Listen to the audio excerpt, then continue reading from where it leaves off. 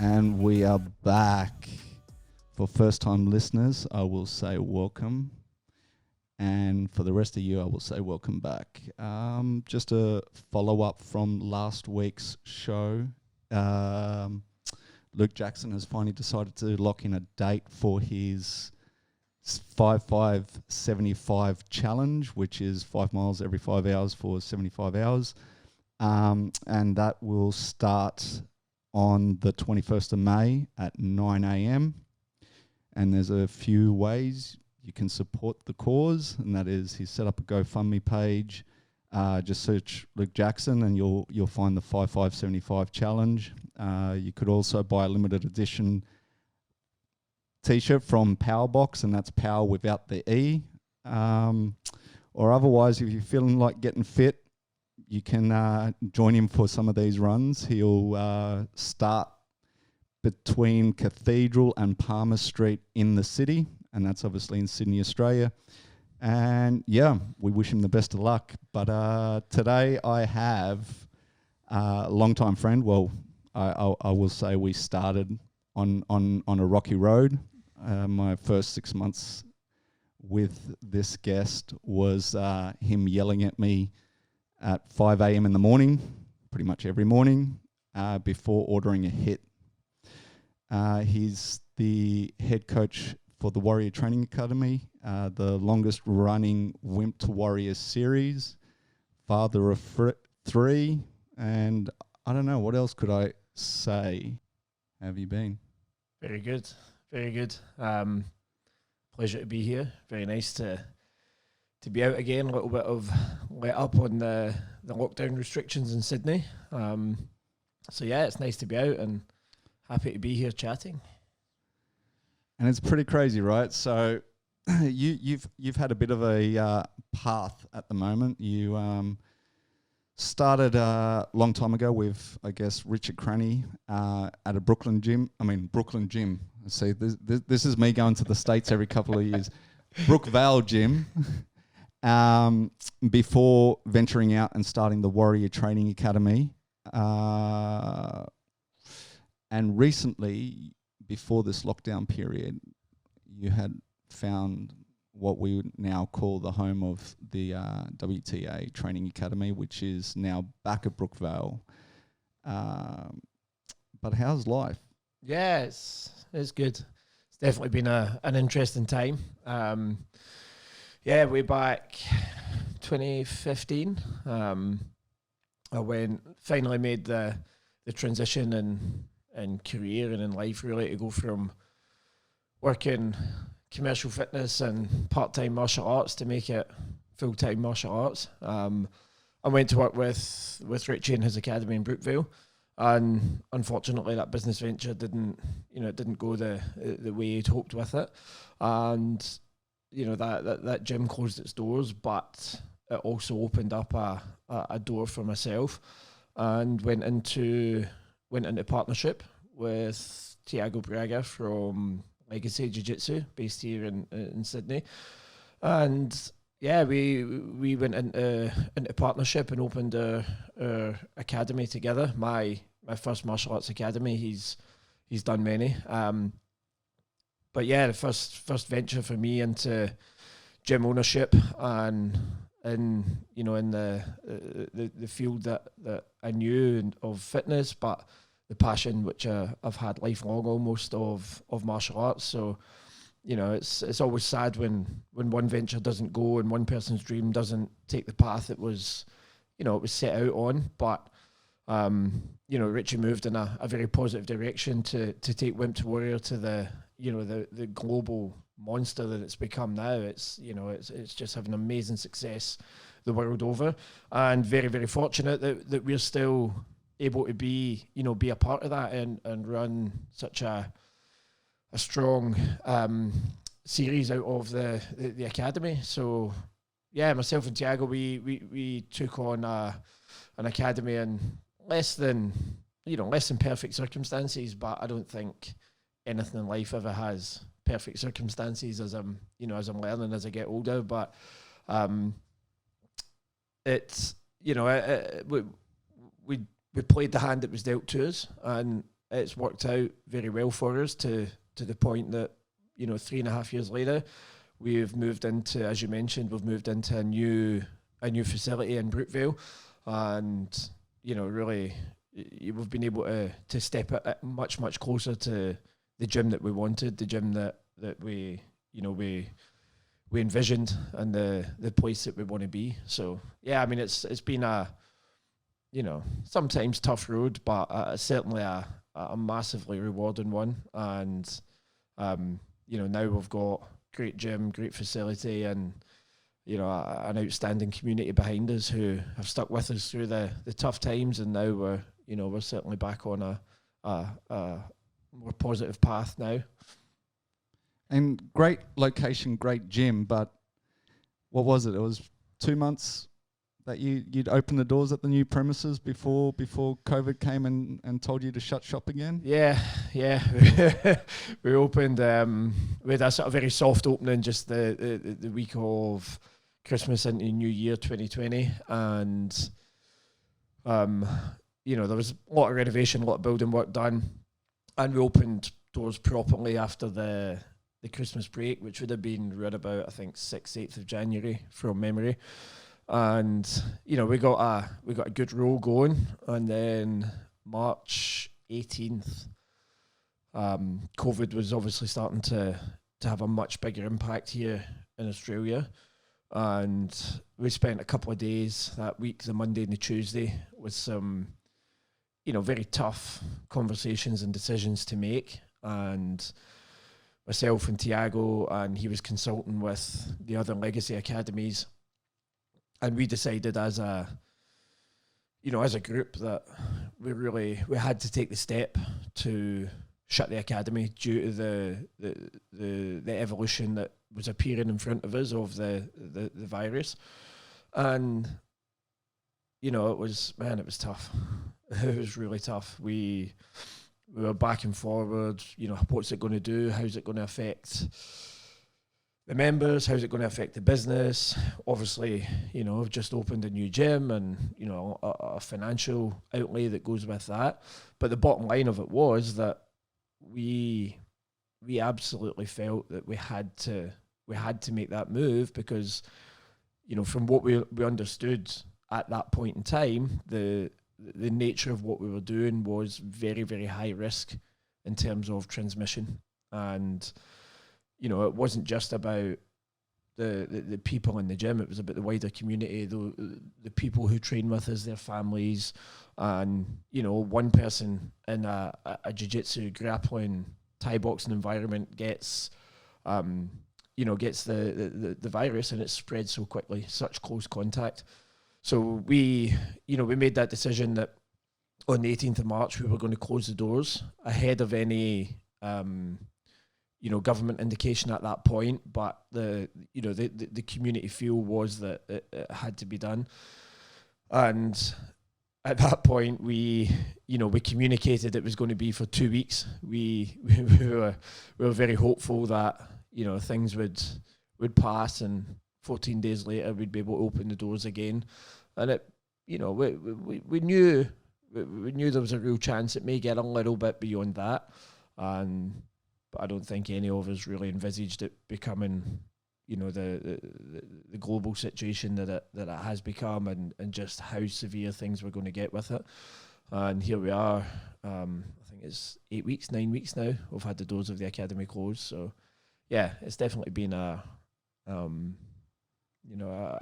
tough time for everyone. I mean, we're just a business. I know there's people out there doing it real tough, far worse than we are as a nation, and way worse than I am as an individual. But and I respect that. But it's throwing its challenges up for everyone globally. Did you think that it was ever going to be as bad as it was? Because I remember at the beginning, I was kind of making jokes about it. I seriously was. I had just gone to a trip. I'll say I dodged the bullet. I went to New York, which is now the epicenter of this whole virus. I came back a week before everything shut down, and through South Korea, which was at the time another epicenter of it. And I remember coming back and making all these jokes like, people are wearing masks, people are crazy. I actually, which I don't know if I should say, but I actually came to the gym the first day I came back from the States, and, you know, it was a bit of a laugh to me. And then I read an article the next day and basically said, if you don't follow the 14-day quarantine period, there's like $20,000 fines. And I actually had my gym shorts on ready to go that day as well. But as soon as I read that, I was like, I don't really want to be 20K lighter. Yeah. Did you ever think it would, I guess, get out of control the way it has? I mean, especially when I look at gyms like yourself, you know, you've dealt with outbreaks before in the sense of like staff. Yeah. Right. And, you know, you sort of go, okay, yeah, there's a high chance that people get staff, but you can just go to a doctor and kind of get it fixed up, and you know, business continues as usual. Yeah. Did you find that? I don't think I ever expected it to get quite the way it is. You know, it's the likes of the, you know, comparing it to a staff outbreak or whatever. These are things that do run. You know, winter, especially where we live here, Sydney, you get cold and flu season, and, you know, it's a very seasonal thing. You know, the staff outbreaks they can come anytime in a gym, but particularly in the summer, the hot, the humid weather. But these are things that we know how to manage, we're familiar with, we understand. We know that we can go to the doctors, we can get a tablet for it, we can get a shot for it, and we can sort of, you know, get on top of it very quickly, and it's, you know, it's non-life threatening. And I think the big thing at the beginning with the COVID virus was that, you know, it was very hard to really have any sort of understanding of it, because the experts had very limited knowledge of it. They had very limited understanding of it. And, you know, at the time we shut the gym, there was still the narrative running in the media that, you know, it's kind of like a flu. You know, it's like a severe flu. It's like a pneumonia. And that's obviously changed as the knowledge has grown of it and the understanding of cases, etc. But yeah, I mean, I certainly didn't foresee it becoming as, you know, as severe as it is. The you know, the horrendous loss of life that's going on globally, as well as, you know, the impact it's had on so many people who, you know, personally, I've not known of any of my network of people, you know, whether it's family, whether it's professional networks, who have been positive for the virus. But almost every person I know has been impacted by this pandemic, whether it's through work, whether it's through, you know, financial, travel restrictions, being locked down, not being able to follow the plans they had. You know, there's such a huge impact on it that, no, I don't think, you know, honestly, I don't think I foresaw anything like the severity. Like I say, we genuinely thought, okay, we'll do a 2-week shutdown, we'll be extra cautious with it. You know, if it gets really bad, that might be 3 weeks. That would be terrible. That, you know, that would suck. And here we are, 8 weeks later, with still, you know, we've now got a little flicker of light at the end of the tunnel. But it's, you know, until we know how the easing of the restrictions is going to go here in New South Wales, it's impossible to say we'll be back, you know, up and running on this day or at this time.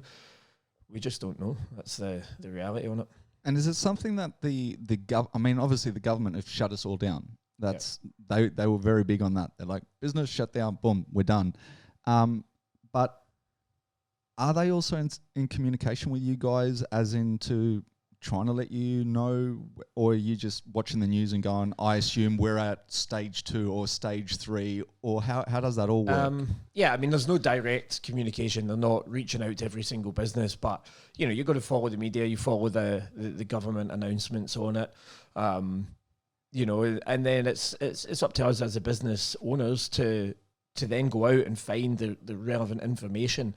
And there's, you know, like everything, there's so much information out there, but for us, we're, you know, the government's got the 3 stages of lockdown restriction easing, the AIS, the Australian Institute of Sport, they've produced a return to play document, which is their sort of guideline of when the sports can return and at what stages and what levels they'll be at with it. And, it's then trying to piece together, okay, how does the AIS document match up to the federal document, and are we going to see them aligning with it? So for us at the moment, my best interpretation of it, the AIS have got stage C, which will be when we can really get back to doing what we do in full, the person-to-person contact, the grappling, even the for the kickboxing, the Thai boxing, holding pads and being within that distance. AIS have aligned stage C as a return to full contact. So we look at the AIS doesn't cover every single sport, but they've got judo, they've got wrestling, they've got boxing, so we can align what we do very much alongside them. And for each of those, stage C will be when you can return to competition, and that's to the full contact competition. So that will be the point where we can get back in, we can get person-to-person contact again. And at what point that's going to occur, well, that's I think that's the unknown for everybody at the moment, including the government. They've said best case scenario that we'll move through stage 1 into stage 2 in a period of 3 weeks, and then stage 2 to stage 3 will be another 3 weeks. But if we see this massive outbreak of cases and the numbers spike away back up again, then they're going to hold us on whatever stage we're at until we can get control of that. And the government said on the announcement, the Prime Minister said, I think it was a week past Friday, he said that there was no intention to go backwards. When we move forward through these stages, there's no intention to go backwards. But, it really does land on each and every one of us as individuals to play a role in the community and do the right thing and respect the situation that everybody's faced with. And, hopefully we can move through this and return to a much more normal version of life than we're living at the moment. And it's hard because, there's so many people say, the new normal will be different to what we've known. What does that mean for combat athletes and if, any athletes, any sport that has full contact. But we're seeing the NRL, the AFL, they're resuming the season, so it's going. Obviously, they're top of the tree. Their players are in isolation. They're being monitored very closely. They're being tested. You can't do that with the broader community, but it's still going to be dependent on how the situation unfolds in the coming weeks as to how quickly we get back and when we're allowed to resume the full contact nature of what we do. And until then, obviously, you guys have started. I think you started with Instagram live sessions, and then moved across to Zoom. How was that whole experience? Because I know for someone who likes that physical contact, it must be kind of weird. Yeah, I mean, it's like I won't lie, it's challenged me. It's definitely challenged me from the simple stuff of standing, teaching to a camera in an empty gym with nobody there, with no feedback, no. I very much when I'm coaching, I try and read people and keep them engaged, and I'm trying to see, okay, what are they picking up on? And when you see those blank expressions and the jaws open when you're talking, you're like, right, I've missed these guys. I need to go back and I need to reteach what I've just taught. So it's very, very difficult with that. And as well, doing the, but again, because of what we do, so much of it is relying on a partner, an opponent, another physical body there to work with. It's tricky. It's a lot of drilling, a lot of technical practice, and we can still explain a lot, but over a video, it's difficult to see each individual and pick up all those details on where they're at, how they're doing with it, how's the, where's the foot placement, where is the step, and you correct them as best you can, but like we're doing what we can with it. We're certainly trying to give people something with it, and back to what we were just saying, I think we are as a country compared to, you know, a lot of countries in the world. We're moving very well. We're moving forward very quickly. We've really managed to get on top of the cases. So, you know, I think people can see an end in sight for it, and they're happy to stick out the less than ideal scenario of trying to do a little bit of kickboxing technique over Zoom, or trying to do some jiu-jitsu over Zoom without a partner or whatever, because they know that it's, you know, it's not far off. Although we don't know exactly when yet, it's not far off. But it's, you know, I'm finding as well the participation numbers. Like when we started, numbers were great. There was loads of people joining on and stuff, and that started to wane a little bit over the last 3 weeks as well. And, you know, it's like you see so much stuff shooting about online of, you know, the Zoom meetings at work where people are sitting in the, you know, the shorts or the business suit on with it. And it's like, damn, I've got to put pants on today. You know, I think it's for a lot of people who are working from home, you know, maybe sitting watching TV at 5 o'clock, and then it's like 5:30, I got to get up, I got to clear some space, I got to log on to Zoom, I got to do my workout, or I can just watch another episode on Netflix. And, you know, that motivation is hard, and it's such a big part of people's psyche of coming to a gym. You know, excuse me. You get the people who won't join a gym because they bought a treadmill for home, and they spent thousands on this treadmill, which would have been possibly 2-3 years worth of gym membership. And this treadmill sits in the corner, and they hang clothes on it in their bedroom, or they, you know, it takes up a parking space in the garage because there's no compulsion to use it. When you go to the gym, you're there. What else are you going to do? You're going to train.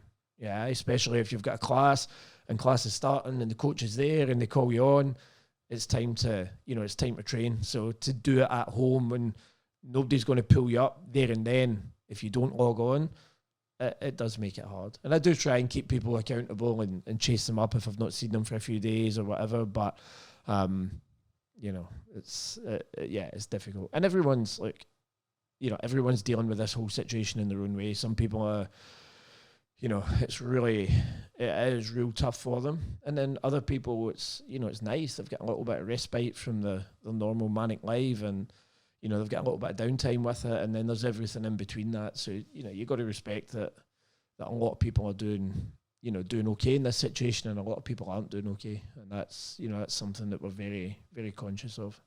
I think it's also a case that we really don't know anything about it. You know, it's like when as I said, when I originally got put into 2 weeks quarantine, it was like, sweet, exactly that. I'll watch Netflix for 2 weeks, and then the country goes on lockdown, and then you're like, okay, well, how much Netflix can I actually watch before I start going crazy? You know, so I think, and I remember watching it in the news as well. The first thing that, well, I guess Australians did, I don't know about globally, but as soon as that lockdown got announced, suddenly everyone's at Dan Murphy's, you know, buying alcohol. But I guess it gets to a point there too. If you're you know, drinking a case of beer every 2-3 days, and, you know, you get down to like 2 weeks down, 3 weeks down, there comes to a point where you're like, okay, well, maybe this isn't the right thing to do either. It's fun and games for a little while, and then you kind of get to a point where you're like, I need to pull my finger out, right? But I guess with your sessions as well, do you find that they're more now fitness based over technique, and that's just purely because of the conditions? Because I guess it would be easier to get someone to do, I don't know, burpees, squats, do all these kind of things than, as you say, working on techniques, especially the techniques that usually require a second partner, right? Yeah. You've got, I mean, like the way we split the sessions up, we do, some sessions are purely conditioning, 30 minutes, let's get on and hit it hard, get a sweat on, bring the heart rate, and it's purely a fitness session. And then there's some sessions that we do that are a bit more technique focused, but we do try and keep a little bit of a sweat element going with that as well, because people do want to feel like they've done something. You know, doing 30 minutes of pure technique work over video without that correction, without that ability to hit the bag, hit the pads, land a shot on your partner, get that feedback of, right, I really see where this would be beneficial, this is where it would work, this is how, how I can see it being effective on it, then that's, that's difficult. There's a lot of people struggle with that, and so we just try and find the balance. Some are technique with a bit of sweat in it. Some of them are just pure sweat sessions, and some people like that. Some people like to log on and just hit it hard, get the sweat on, feel like they've done a workout, 30 minutes, and they're good to go with it. And then there's other people who are really enjoying the nature of the online technique. It's a little bit slower. It gives them time to revisit, and I've spent a bit of time revisiting the fundamentals, just going right back to basics on it, which in a class situation can sometimes be a little bit harder. You've got so much going on and stuff, but it's nice to be able to go back and do the basics. And I've had people who've been training with us for a few years that have come back and gone, it was really good to do that basics class again. A lot of those people wouldn't come to the basics class in the gym because they feel that I've been here for a few years, I should be more advanced than that. When that's the only option they've got, and they do it, they've actually come out and they've said, this is good. I didn't realize I'd missed that. I didn't realize that, I was doing that wrong, or that's a different way to do it, or whatever. So it's, there's definitely positives coming out of it. There's positives coming out of everything with it, but yeah, it is very different. And so also, apart from running the gym, as we spoke about before, you run obviously the longest running series of Wimp to Warrior. And when all this went down, you were 8 weeks into the series? Yeah, we were just starting on 9th week. So what happens with those guys? Like, are they just sort of encouraged to join in these Zoom sessions as well? Are they running their own Zoom sessions, or are you just hoping that everyone's keeping in some kind of shape for when the series can recommence? Yeah, look, on the initial lockdown, we were still allowed to do groups outdoors of up to 10 people. And so we kept that going. And what I did was I just, I scheduled the time slots, and I just did back-to-back groups of 10. So there were, people were rolling through, and we were getting everyone an opportunity to get out and train. And then they pulled that back as well. And then there was that initial transition period.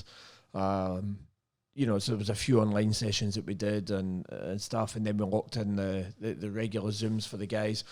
And it's not, we're not going to try and continue to run the program via an online platform, but we've got a couple of sessions on which are specifically geared towards the Wimp to Warrior contestants. And, it's about keeping their fitness up, trying to keep them in shape, and recapping, a fair bit of the technique that they were already taught. And the vision of that for me is I want to be able to bring these guys back as close to where we left off as I can. Now, we're obviously going to drop back a little bit, but if I can keep them sharp and we can keep a base level of fitness there, then that's something that we can certainly work with a lot easier when they return, instead of just throwing them to the wind and going, guys, stay in shape and we'll see you when this gets back. They need that guidance throughout the whole program. And right now it's, the program's on pause, but the training's not on pause. They've got to keep working with it. We've got to keep these guys going. Well, that was actually going to be my next question on that, is like, once you recommence, where does that pick up? Like, do you go, okay, we finished at week 8, we're starting at week 8, or do we bounce it back to week 4, or do we just start the program again? Or do you chuck on? Yeah, it's 22 weeks now. 20 weeks. 20 weeks. Do you turn it into, say, a 26 or 27 week course again? To kind of how does that work?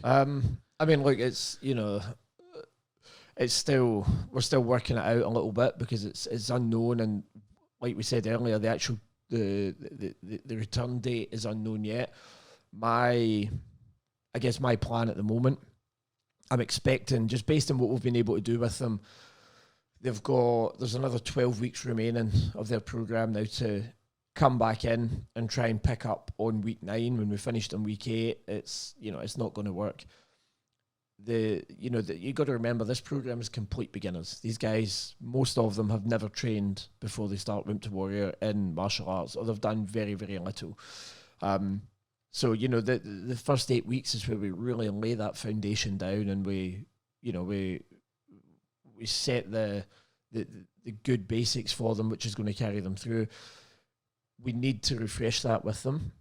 Obviously, we're not going to need to take 8 weeks to cover it again because now they're familiar with it. So my expectation is that we're going to bolt an extra 4 weeks onto the program. We'll use those first 4 weeks to revise everything that they did, bring it back up, make it fresh, make it sharp again, bring the fitness back up, so that at the end of the first 4 weeks, I should be pretty much have, most of that group back to the same point we were when we shut the doors. And then from there, from what will be week 5, that would be the equivalent of picking up on week 9. And then from there, we'll roll through, put another 12 weeks out, and then, do everything we can to get these guys the best finale and get them in the cage. And speaking of finale, are you concerned about that? Because the way things are going at the moment with the stages, it seems that, say in another month you can reopen, we can get back to it. But they, when they talk about concerts, when they talk about live venues, I mean, at the moment they're saying cafes and restaurants can open, but only 10 people. And a lot of restaurants are going, well, it's not viable for us to open for 10 people. Do you worry about getting to the finale and then still not being able to have a room full of 500 or what was it? Or was it 700 that you get in? So 600 odd people. Is that a concern? Have you given that some thought? Is it going to be a case of what the UFC doing, where there's no crowds and you end up streaming it for friends and family to watch? What's the? This is I've been pretty forward looking and very positive through this whole situation, but this is the one thing that is giving me a little bit of concern and is giving me a little bit of stress with it. And we will run the finale. The finale will happen. And I don't want to sit here and sound like Dana White, and I will make this event go ahead, but, we will have a finale. Right now, I can't guarantee that finale will be like the last finale we ran. I just don't know. I'm hoping that we get to a stage where things are moving so well and there's such a positive impact from everything that is being done by everyone in the community, that the government says, we can open up these events again. We can have these people in a room and, maybe we can have 300, 400, 500 people back in an event. But I'm also very conscious of the fact that might not be the case. And, if we start again, best case scenario, like I said, 6 weeks time, and then we've got 16 weeks of training, it's, 22 weeks, 5 months from now that we'd be looking to hold the finale. I think it's very, it'd be foolish of me to think that we're going to be back to everything normal as normal used to be. So I've been putting a lot of thought, I've been bouncing ideas, I've been speaking to people that work in the events industry, speaking with the other coaches and just sort of working out like what are the options, what can we do, what possibilities have we got with it. And right now I've got lots of things bouncing about in my head of how we're going to do it. I think doing, as you mentioned, as the UFC are doing, like I enjoy watching those cards with no audience, because I can hear the coaches. It's unbelievable. I'm listening to them, as Joe Rogan kept going on about at the 249 card, the noise, the sound, you can hear the fighters breathing, you can hear those shots landing. I love that. That's, for me, that's exciting. But those guys are top of the tree fighters. They've fought, many, many, many times. And they're there, they're going to turn up and they're going to fight regardless. For Wimp to Warrior, as you know, you've done it, such a big part of the journey is that finale, that end piece of having those people there. And for that one night, knowing what it feels like to be a rock star, knowing what it feels like to walk out into an auditorium that is deafening, and this is, I get goosebumps just thinking about it. The noise that we create at finales, there's this thing happens when there's so much noise in the room, it just becomes like a crackle that you hear in your ears. You can't define the noises anymore.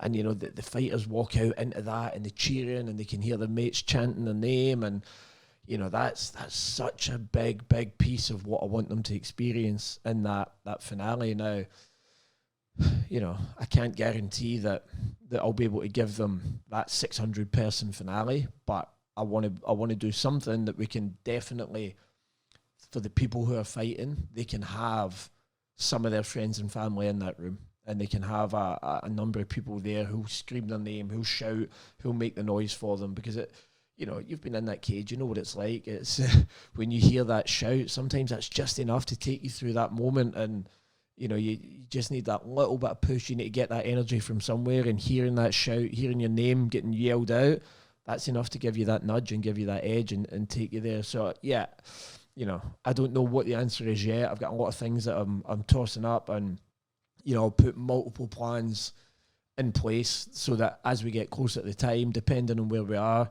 I'll have something that we can do for the guys. I can 100% agree with that. I'll tell you right now, if there was no one in the crowd when I had my fight, obviously this is where Mick ordered a hit out on me, where he was actually coaching against me. So let's hold on. Let's just explain how this happens, though, right? So when I coach all the fighters right up to through the entire program with it, and on the very last day, we basically draw straws to see which coaches end up in which corner. So there's absolutely no control from our end of who goes where. And on that day, I get landed in the opposite corner from Dennis, and to this day, it reminds me at least twice every time we catch up. Yeah, and it's crazy because I mean that experience was totally wild, and every coach, I guess, has different ways of firing up their fighters, and I was sort of going out there to dance where you just told him to hit first and hit hard, and he did. And I can honestly say that if it wasn't for my friends and family in the crowd, that moment where he hit me with the illegal shot, and I had a moment to kind of think about it, I can honestly say if that energy wasn't in the room, I probably would have called it, because it wasn't looking good for me. Yeah, I can be honest about that. It really wasn't looking good for me. But you kind of sit there and you think about it, and you're like, I have to do this, you know, and it does, as you were saying, it allows you to go to that next level, and you know, I mean, the way it all finished now, I would have missed out on all of that, yeah. and you know, it's one of my fondest memories ever. So I totally get the whole idea of having people in the room. But it's, as I say, if the government doesn't allow it, it's a tough one. Yeah. It really is. I mean, we'll find a way. We'll find a way. For me, you know, what are we, 8 years into Wimp to Warrior, 8 years of getting up at 4 o'clock in the morning, going out, you know, getting to the gym, training, coaching, and I love it. Don't get me wrong. Don't misinterpret this for 1 minute. I absolutely love doing what I do. It's, you know, it's demanding. It takes its toll. As you mentioned, you know, I've recently become a father again for the third time. You know, I've got 3 young kids at home. I've got a wife. We run the business of the gym. I coach at the gym pretty much every evening through the week. I coach there Saturday mornings. You know, so I miss a lot of stuff. I miss a lot of the wake up time. I miss breakfast time. I miss bath time. I miss dinner time. You know, throwing the new gym together, we were buried in there. You know, we got very hands on. We did as much of the work as we could to speed the process up with it. And that was right around the time that Ava, the new baby, she was born. So, you know, the first 8 weeks of her life, I was very, very absent, and that's hard. And, you know, you go back 2016, we opened the week we were moving into the first gym was the week that Benjamin, my second one, was due. That week, Martha was standing, my wife's standing there, massive big belly, you know, and I'm just like, please, not yet. I just need a few more days to get this, because we were in such a tight turnaround on the first gym. You know, so we've got this joke in our family that, you know, every time we move to a new gym, Martha has another baby. So I've signed a 100-year lease on this gym. I ain't moving. That's it. No more babies. But you know, there's a lot goes into running Wimp to Warrior, and you know, and I do genuinely love it. But where I'm going with this, what I'm saying is that that moment you just described, that moment of, you know, the quit was there, the option, the out was there, the door was open, but you chose not to take it. Well, that was the one moment where I really have to say I had to find my why. Yeah. You know, and we talk about this a lot, is why are you here? Why are you doing it? But on the other side of that moment, you chose not to go out the door. You didn't walk out the cage. You stayed in there, and then you had an experience like you just mentioned that is one of your fondest memories. It's something that you'll take with you to your grave. It's something that'll always be there. And what we do is transformational. And this sounds a little bit cliche and a little bit cheesy from the outside, but it truly, honestly, and there's enough people now globally around the world will put their hand up and sing from the hilltops about their experience and their journey with it. And I think that shows it's not just about, it's not me sitting here saying, yeah, it's me, I transform people. The vessel is Wimp to Warrior. Wimp to Warrior is the vessel that takes people on this journey. And the coaches are, we're an important part of it. But, there's people in Sydney are doing it. There's people in Dublin are doing it. There's people in Glasgow are doing it. There's people in, Canada, Montreal, Florida, globally, all over the States now, there's programs running, and these people are having the same transformations throughout the world. And that's the important part of it. And getting in the cage and having that experience at the end, it's not the only reason that you'll do Wimp to Warrior. Most likely it'll be the reason you start. And for some people, they start saying they absolutely do not want to fight. They just want to come and train. And by the end, they're begging, please coach, can you let me in? I want to have a fight. I want to do it. Because they get so hooked in on it. But, that transformation piece, that moment, and it's about when you get that opportunity to learn something about yourself, when you get to push through that moment. And this is what I say, and this is what combat is, this is what fighting is. That when you're in there, when it's you and your opponent and it's one-on-one, there's nobody else, there's nobody to fall back on. There's no backup plans, there's no safety nets, there's no, sorry, if I drop this, then my team members will pick it up sort of thing. It's you. And that's the moment I think you experienced, was it relied solely on you, and you walk out of that and you know that was on you. Yeah, and that fight could have gone either way. It could have been very different outcome for both of you, but it went the way it went, and that's fighting. That's what it is. You played the right card at the right moment, and you pulled the technique that you drilled over and over and over and over again, and it worked like clockwork, and you got the win from it. Yeah, and you get to take that away, and it teaches you so much about yourself. I believe just being able to be there and to have that moment and get that transformation with it. And, I don't want to see people miss out on that moment of it. So, with the finale, yeah, I'll bust a nut trying to get the best finale that we can get for these guys throughout the situation. And what it looks like I say, I really don't know yet, but we'll definitely have something on that will give people that opportunity to have the best experience that they can. And talking about people originally joining, going, I don't want to have a fight, and then as you go on, I think that's a case of, even though you always advertise that it's to do with no to as little experience as possible, I think you do sometimes walk into this gym. I mean, our series, we had people like Jared and stuff who have competed in Ironman and whatnot, and you kind of look around the gym, you're like, oh, it's a bit daunting, because you feel like, okay, maybe I'm the only one who has no experience, because you're walking into there as a total noob, right? Yeah. And then as the series goes on, you start to realize, okay, yeah, someone played rugby when they were at school, or someone did this, but when it comes to the martial arts, you start to figure out that, hey, hang on a sec, we're all on the same journey in a sense. And I think that's important to mention, because, I mean, even when it comes to tryouts and stuff, you must get a lot of people that are just even hesitant to turn up on that first day, because they feel like, who am I? Whether it's overweight people, whether it's and that's the crazy thing. I mean, some of the stories that you guys have had is 40 kilos.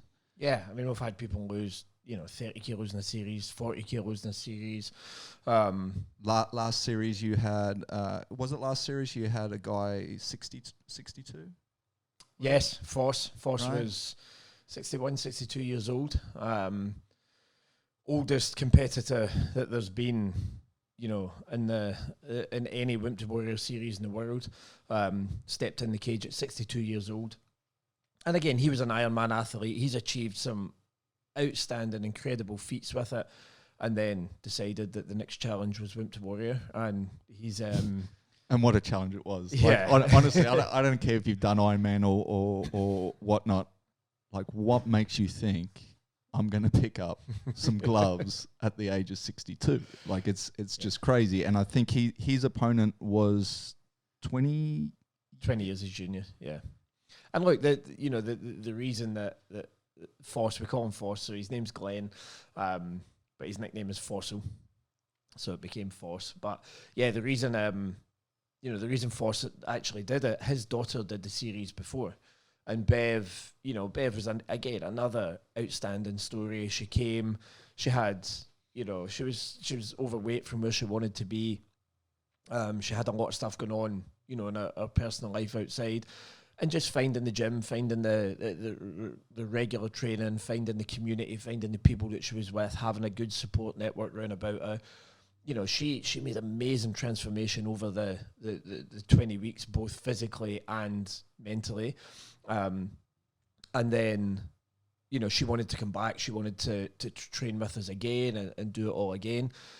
And through a couple of conversations that I'd had with her dad, he then decided, yeah, I'm keen to give this a crack, and we'll see how this goes.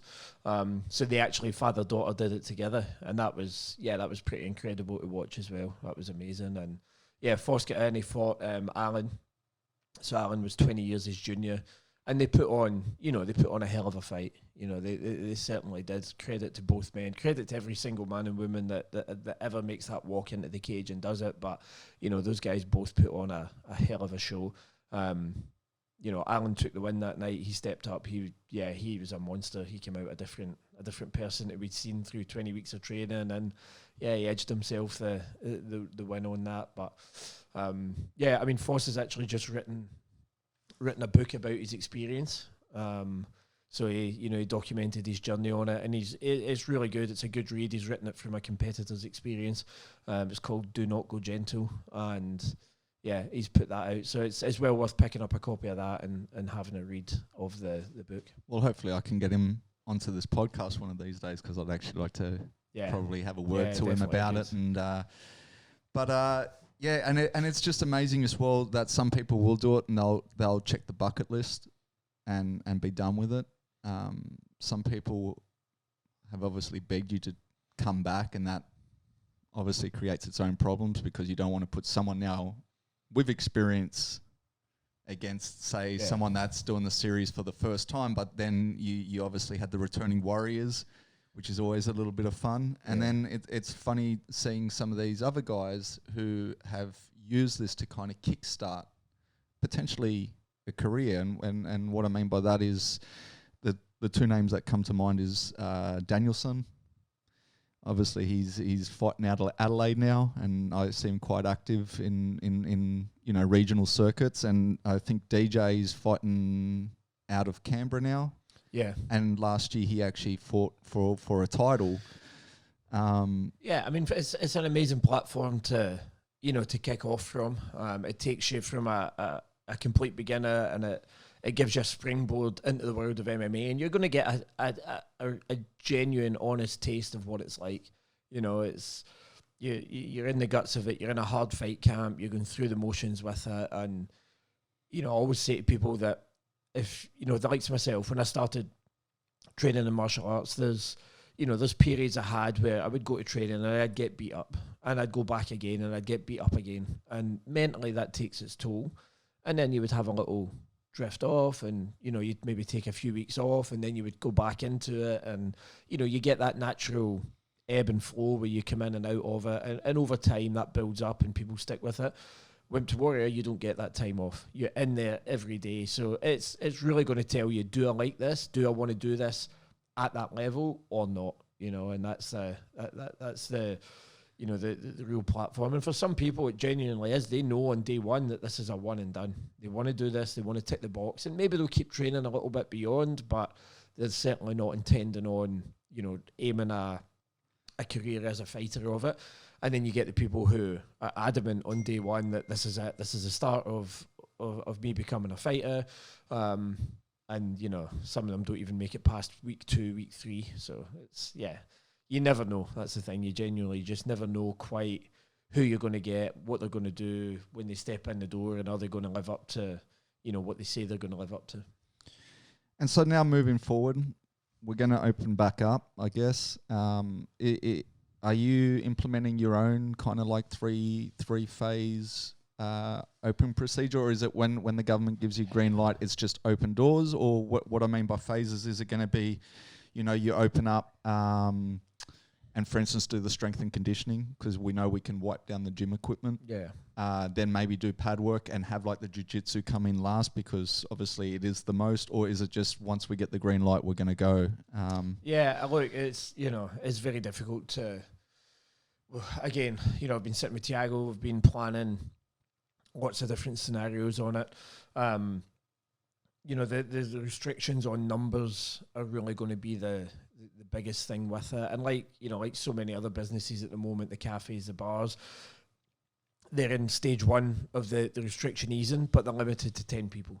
You know, if you've got a bar or a cafe with, let's say a cafe with a capacity of, you know, 50 people, and you can only have 10 in it, your overheads are designed to be paid by 50 people seated and turning those 50 people over, you know, several times through the breakfast period, through the lunch period. So for those people, it's not commercially viable for them to reopen at the moment. And we sort of need to look at that as well, you know, with a restriction of 20 people in the gym and not being able to have the physical contact that is so integral in what we do as our core business. You know, there's going to be a lot of modification with it.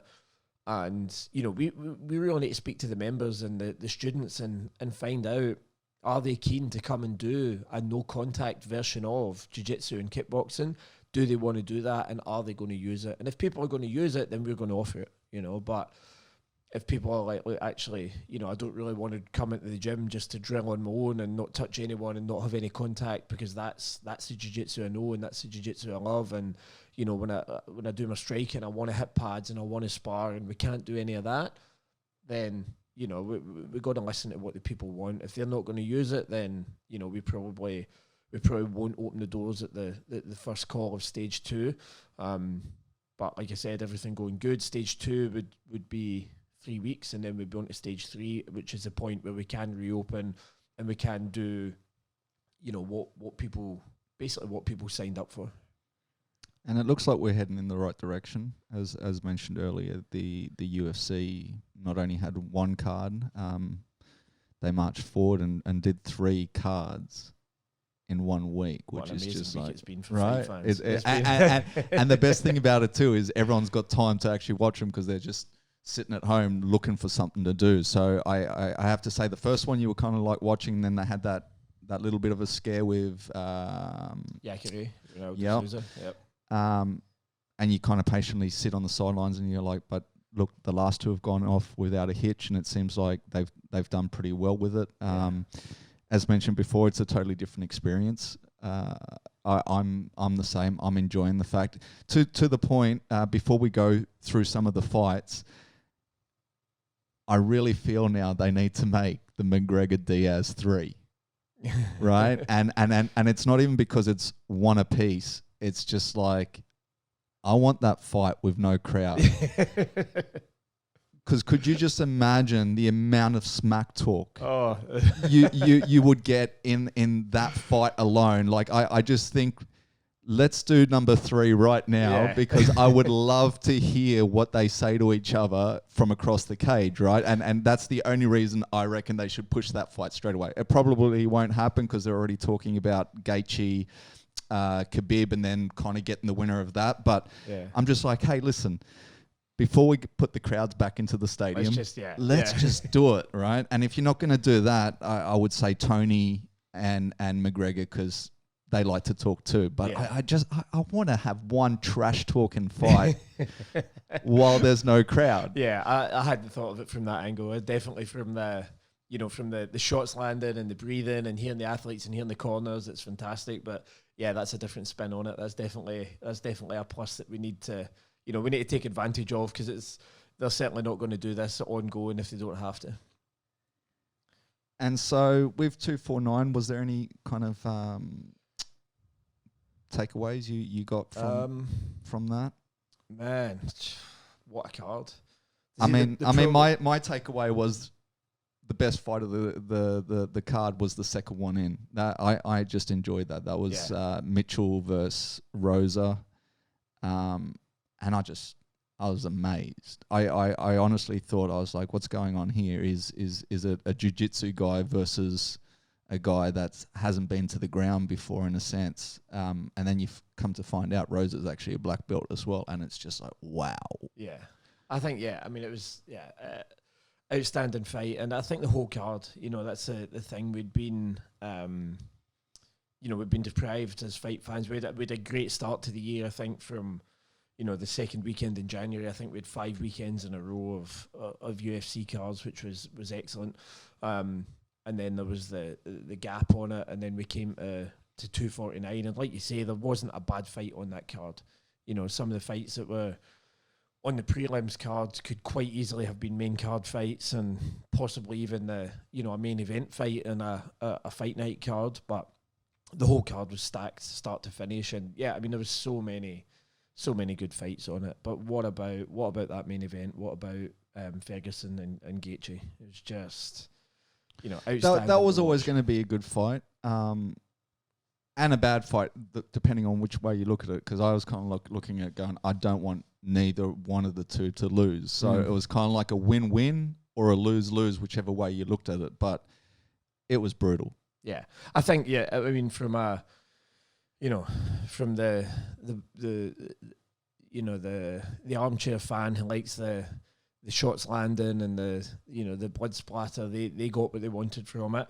From a technical fight fan's perspective, the way Gaethje adjusted his game, instead of going in all guns blazing, throwing a little bit of caution to the wind to do it, he adjusted. He knew he couldn't do that with Ferguson, and he still went and he still took the fight, don't get me wrong, but he knew when to hold back a little bit. He knew when to just create that distance and get his step. And then when he did shut the distance, some of the shots he was landing were just huge shots, and that's where we saw Ferguson just wear it. He wore shots that I'm pretty sure most other opponents would have been lights out, and he took it on the chin and kept pushing forward. Like, you got me, and what it was a hell of a fight to watch. Co-main event, what do you think? Remind me, who did we have? Cejudo and Dominic Cruz. Oh man.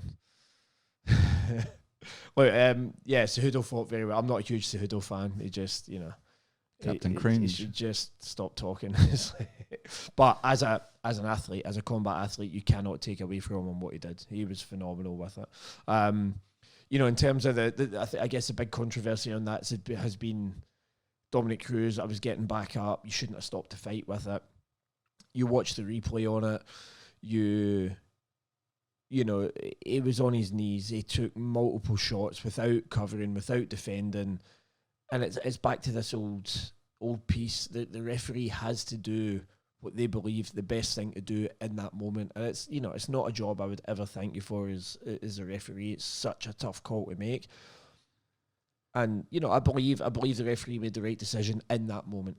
Now, if we were going to go back and watch replays, you could argue it, but I believe in that moment, because thinking of it from the perspective of if he hadn't stopped it, and in the case that one extra shot had got through, the damage had been done that was irreparable on it, it would have been there'd been an outcry of lynch the referee, because he didn't stop the fight, he let the fighter take damage on it. So it's one of those ones you're never really going to win with it. See, my kind of take on that one was, if it happened mid-round, I'm totally happy with that decision.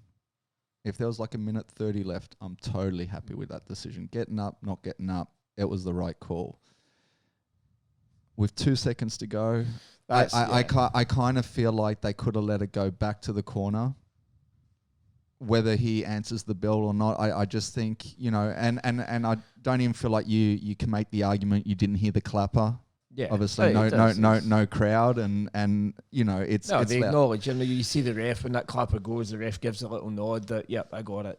So it was, for me, it was literally that. It was a good call, but being 2 seconds out, I just feel like unless he went out or something like that, I feel like it could have gone that extra 2 seconds. I do agree. It was a championship fight. It was a title fight. There's always that. But then let's flip ahead to Wednesday. Let's look at the Glover Teixeira Anthony Smith card. The referee let that go. Anthony Smith sat on the stool, and you heard the commentators on the fight saying, "Stop your fighter. Do not send your fighter back out there." And they put him back out, and he was a mess. He was an absolute mess. And it goes by the moniker of Lionheart. The guy will not quit.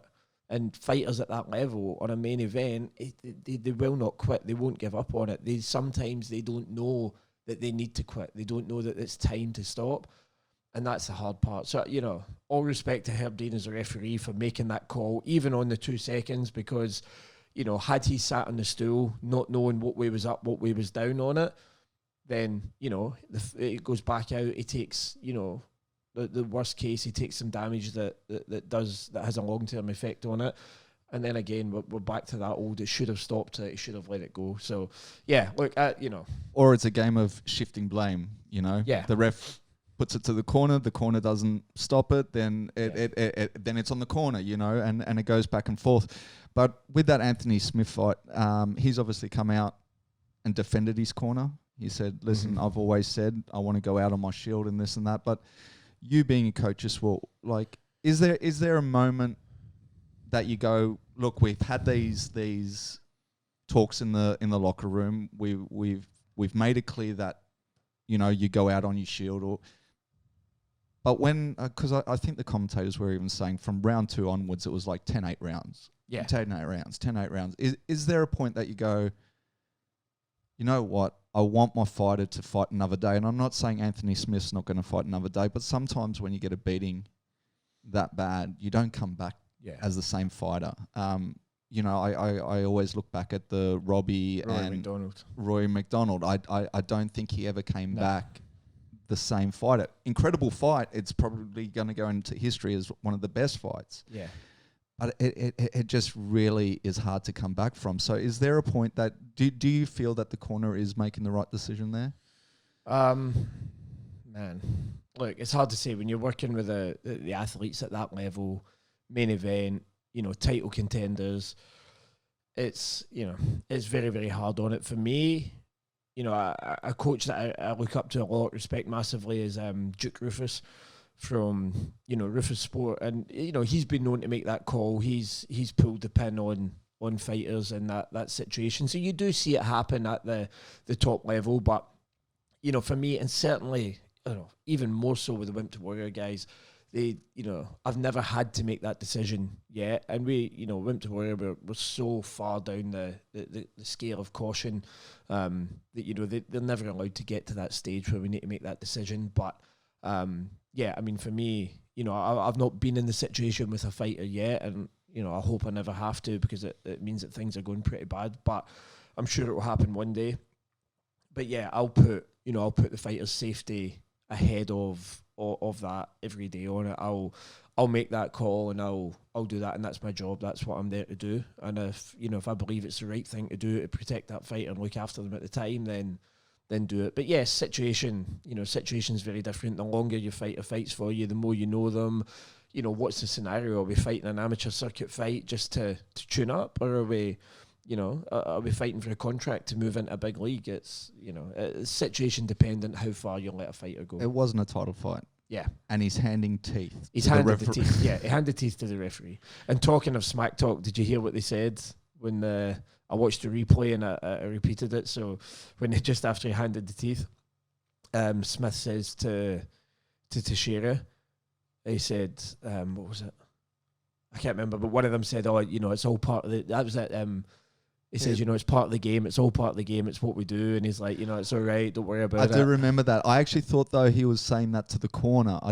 No, they were talking to each other. Okay. I went back and rewatched it, and he's saying, it's rough. It's something like, it was rough. And he said, it's part of the game. It's all good, brother. So, yeah, I mean, little things like that. True warriors. I mean, you'll never be, and that's what I mean. Like, whether they stop that fight or not, like, as you said, Lionheart, true warrior. It was just hard to watch. Yeah, very tough. And then I guess we'll move on to today. Another sort of semi-hard one to watch for totally different reasons. Walt Harris versus the Overeem. Yeah. Once again, for me, that was another win-win, lose-lose. I mean, I wanted to back Walt, just obviously all the things that he's been through. But then you've got the birthday boy as well. So you're like, well, you don't want him to lose on his birthday, right? So it was kind of like, do you give it to the birthday boy or do you know, but... I mean, the Reem's a legend. He's been around for so long. He's amassed so many fights. He's fought in so many different disciplines. He's been champion. He's been UFC champion. He's been K1 champion. He's a true legend of the sport, and he's been there and done it all. I think his experience really shone through today. Just horrendous what Walt Harris has been through in terms of his the situation and the loss of his daughter, and you could see the emotion was running real high at the end of it. But the respect, I think, and this is what I wish more people who want to talk down our sport and badmouth, as a mindless, violent escapade. It's you see the respect that those fighters had for each other. You see the minute that it was called off, the respect that Overeem had for Walt, and the immediate comforting of him, and just it's just it's amazing to watch those guys and see so much so much honor being displayed and looking after each other and stuff like that. Even to the point before the fight, the weigh-ins, and then when they got told to touch gloves at the beginning, and then Overeem reaches in for the hug, and I was actually kind of worried. I was like, are we going to get like a dead fight now? Like, I kind of felt like there was too much respect going into it. I'm like, are they just going to play around? And then, Walt came in and put Overeem into a little bit of trouble early on. It was a big show. And then well done to Overeem, I guess, for hanging in there. And as you say, the experience takes over. And again, Dan Mirgolata, some phenomenal refereeing there again. It's, I was watching it thinking, damn, is this going to get stopped? Is Overeem done? Is this it? And, superior refereeing. He knew exactly where the athlete was at. He knew exactly how far to let him go. And, he came back and he was fine from it. And again, I don't think there would have been, it would have been an upsetting call for Overeem, but I think watching it on video, if that fight had been stopped at that point, I think most people would have gone, yeah, okay, that was a stoppage. That was fair enough. So, again, toughest job in the sport, referee. I wouldn't thank you for it. And last thing before we get out of here, have you seen the clips of Mike Tyson? Yes. It's in the news today that he's in talks with Evander Holyfield about a rematch on it. I've heard the two. So they want to do the number 3, Holyfield. And then I think the guy from Bare Knuckle Boxing announced that he was going to get Tyson versus Shannon Briggs, and I'm just like, these guys don't want to hit with bare knuckles. I think Tyson hit him with bare knuckles. I honestly think that's a lawsuit waiting to happen, right? Yeah. But at his age, how impressive! It's phenomenal. The speed, the power, the accuracy he's got. It's just. Yeah, it's next level, and I've seen a few videos this week since that's that video of Tyson's been released. A few people copying and emulating the same combination on the pads, and it's just like, man, it's night and day. The level Tyson's at is just, he's Tyson. But with the copying as well, it isn't just me and you copying. Like I've been seeing pro fighters copy. Yeah. Or even when you see the clip of Tyson giving pointers to Francis and stuff, and it's like ingrained into him, and it's just so weird that at his age he is still moving the way he is. Yeah. The way he is, it's unbelievable. It's amazing to watch. It really is. But do I want to see him go back in that ring? No, absolutely not. Please don't. It's just I don't Even think even for the Holyfield one. It doesn't need to. Look at Tito Ortiz and Chuck Liddell.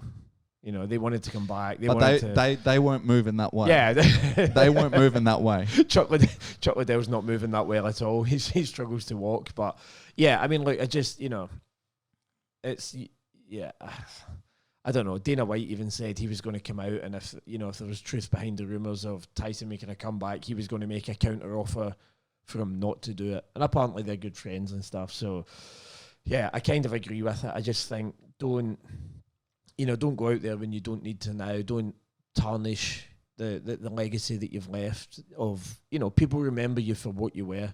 And, you know, at 53, as impressive as that is, he's not going to be the Tyson that he was when he was 23. You know, you can't be. It's just not possible. So, you know, personally, I like to have that shiny memory left in as the last thing that we saw of him. You know, when he was at his peak, and that's how he's remembered. We don't really need to see him go back in it. He's got nothing to prove. And yeah, he really doesn't have anything to prove, and it'd be just interesting to see what happens over. One to watch for sure. And that's pretty much it. I'll let you get out of here. Thank you. It's been a pleasure. Where can people find you if they're wanting to inquire about, I guess, training at the academy, and also if they're wanting to get a glimpse of even the Wimp to Warrior program? Yeah, well, you can find us on Instagram at Warrior Training Academy, at Legacy Northern Beaches. You can check out. We also run the Wimp to Warrior program in Sydney CBD at the Legacy headquarters. So check out Legacy Jiu Jitsu, and the Wimp to Warrior program you can sign up for on wimptowarrior.com. So yeah, get on, check them out, have a look at them, and reach out. I'd love to hear from you. I cannot say thank you enough, and we out. I'm a one.